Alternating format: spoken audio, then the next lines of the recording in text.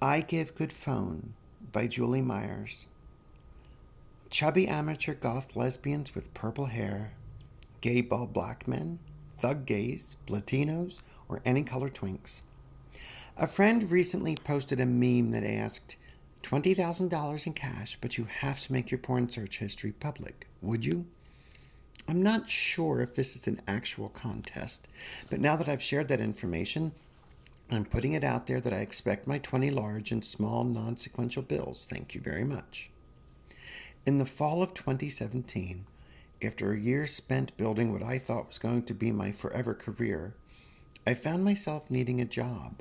And despite being uneducated, inexperienced, middle aged, and trans, dream jobs just weren't falling into my lap. It had been a year of highs and lows, and as the summer wound down, not only was I unemployed, I was also rebuilding a marriage that I had nearly single handedly wrecked. After years of living in relative limelight and making my most important relationships secondary, I wanted to hibernate and do everything I could to fix what really mattered. That's why, when I saw the ad for phone sex worker needed, I didn't think twice about responding. Did people still do that? We have the internet, so affordable porn is available, right? And Tumblr's free, so why would anyone pay? But pay they do, some through the nose, to get themselves off. When Carly called me back and offered me a few hours a week to try it out, I couldn't refuse. She had two clients for me. The first was Holly, a 60-year-old retired New York City Port Authority cop with diagnosable mommy issues and into forced feminization. He sounded like Barney Frank and wanted to hear about old women wrestling, beating each other up, and most importantly for him, torturously milking one another. Wait, and I could get paid for doing this? So anyway, I didn't know that it was possible to, feel this good. I mean, I ain't never hit no one before. Well, except my late husband, and that was only once. He was okay, you know. You know how men are. And we was together for nearly 30 years. It was that night that nice Mr. Humphrey lost and Mr. Nixon won, and Fred just wouldn't shut up about it.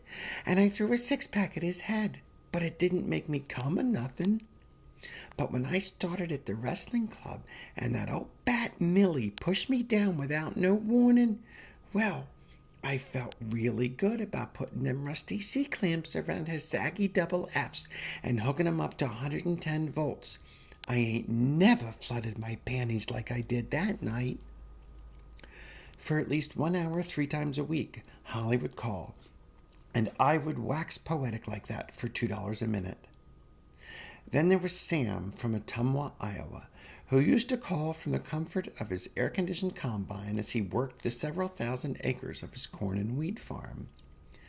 A bondage and sadomasochism client of Carly's for a dozen years, Carly struck gold when she learned of Sam's obsession with helping bullied kids. Building a website full of invented stories from parents and children Carly had helped, she cycled in different girls to play parents or older students for Sam to counsel.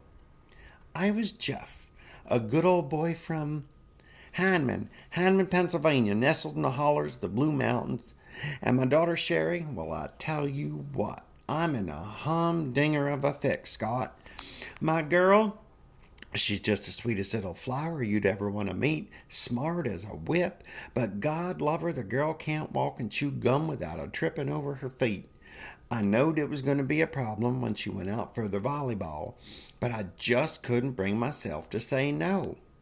Anyways, she made the team somehow, and oh my gosh, these girls is a messing with her something fierce, I guarantee it. And for 4 hours a week, I would recount the sordid details of my daughter's suspension after being set up by the mean girls, and then just sit back and let Scott share his expertise with me. I got paid for sitting in my living room and making this shit up, and it was glorious.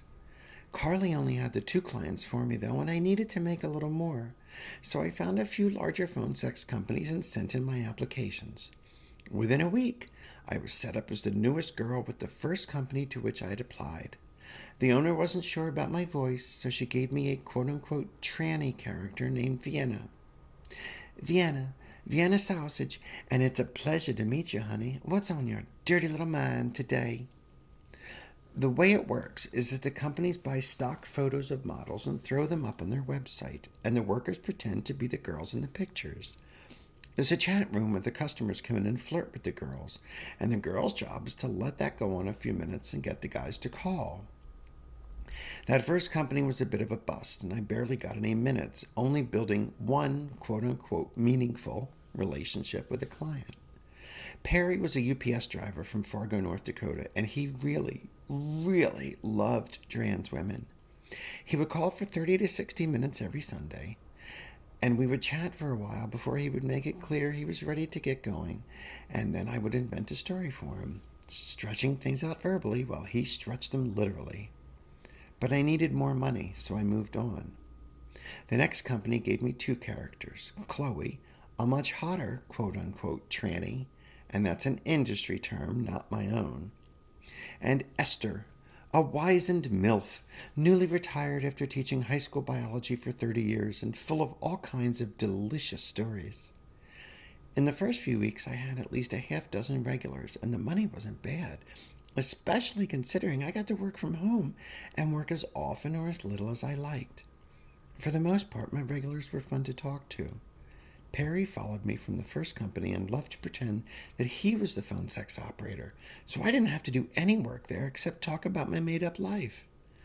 My favorite was the bishop, a soft-spoken man in his mid-30s named Eustace, who would mostly do text calls, paying $2.50 a minute to have a text conversation. What got him off was talking to a fallen MILF who peppered her dirty stories with religious lingo. Have you ever had a holiness blowjob? I was actually having fun, as long as I could keep the image of these guys sitting in their parents' basements out of my mind. It was obvious most of them were shy or just had zero game when it came to meeting prospective mates. I felt sorry for them. Then I started getting those calls. The first was from a guy who called himself Monica's dad. I don't think I need to elaborate on what he was interested in talking about. Or Chaz. Chaz, who sounded like Napoleon Dynamite and whose screen name was Bathroom, started every chat with, "Are you ready to party, hottie?"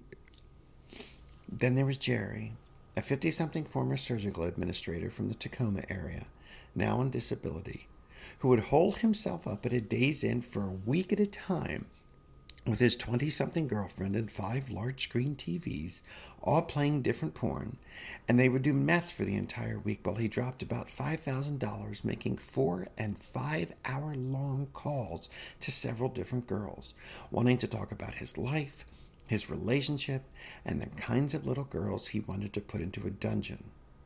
Our job was to listen, and for 5 of the most anthropologically interesting hours I've ever spent, I made $600 the first time he called me. The company was owned by women, and all the employees were women, and nearly every one of my coworkers have been doing this since the early 90s.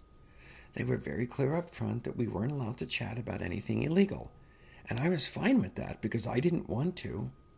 But what they meant was, don't leave an electronic trail. If you have a customer on the phone, they're in charge. I asked Louise, how do you listen to this day after day? Do the rest of you actually, make up stuff for the pedos? If you want to keep them on the phone, you do. Luckily, Jerry didn't become a regular. I knew I couldn't keep doing this, at least keep doing it successfully, after my call with Driver Dan. Driver Dan was in his mid-30s and had a very Italian last name but spoke with a thick Irish brogue. The company I worked for is a callback service, so the guys call the dispatcher, give their name and credit card information, and then the dispatcher assigns the call. If you've been chatting with a guy, it's your call, but sometimes guys will call in without chatting and ask for whoever's available. Driver Dan was one of those types. The dispatcher that morning, also the owner of the company, messaged me with his name and phone number and said simply, "He's a good caller," meaning he's a company regular and should be given what he wants. Oh, and he likes camping and kids. She said it the way you'd say, he likes football and long walks on the beach.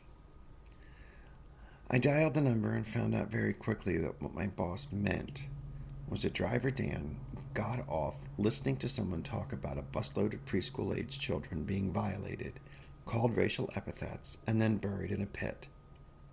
And apparently every girl in the company was expected to do a certain number of minutes with him every month because he was a lucrative customer. What he had paid for was 30 minutes, and he ended up getting a refund that day because I couldn't redirect him to something I felt comfortable talking about. And frankly, I wasn't even paying attention to him, having Googled his name and finding him on the sex offender registry in the town where he lived. "How do you do this?" I asked Louise again. "Well, you just try and dissociate. You tell yourself that if they're talking on the phone, they're not actually doing this to anyone." And then she told me a story about a call from 15 years ago that still haunted her. A call from a father late one Christmas Eve, after everyone was in bed. He called her just to chat, and then he wanted her to pretend that she was his little girl as he violated and strangled her under the Christmas tree. She said she still had nightmares about that, and she still does this work. I talked to a few other girls, and I asked them all the same thing. How do you do this? Each one said a variation of the same thing. Who else are they going to talk to?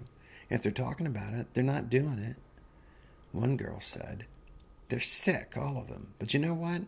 They're not going to ask for help because the second they do, their life's over. They all know what they feel is wrong, but that doesn't prevent their brains from thinking it any more than knowing you shouldn't have cancer doesn't make the cells stop dividing. The difference is if you ask a doctor to cure your cancer, he won't throw you in jail." I quit 2 weeks later, unable to listen anymore. And I still feel guilty.